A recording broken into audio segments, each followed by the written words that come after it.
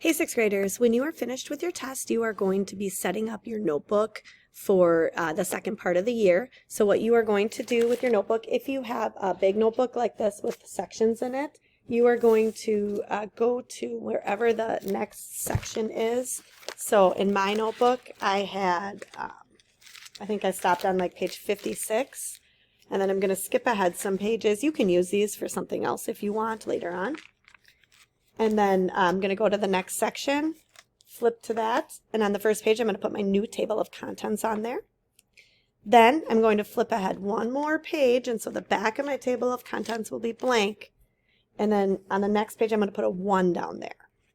On the back of that, a number with a 2, 3, 4, and so on. Maybe just go up to about 20 for right now, okay?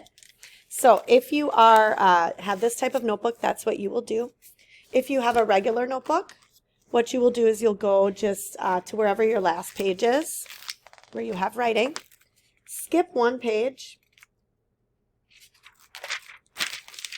and then the next page fold it over, half like this. Sorry, it's hard to hold this up like this. Okay? And then you'll cut and glue your table of contents on. So you'll turn the flipped page. I kind of just allows it when you open up your notebook, it will open it right to that page.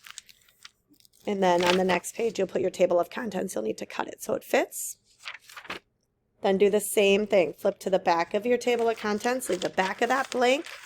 And then on the next page, start with 1. On the back of that 2, and so on, and go to about 20. So we're going to set that up. And we're also going to be able to clean out anything else, any loose sheets that you have laying in your binder from science class and anything like that. We can get rid of all of those, recycle them, so that on Monday when we start our new unit on rocks and minerals, we'll be ready to start fresh. Okay? Let me know if you have questions.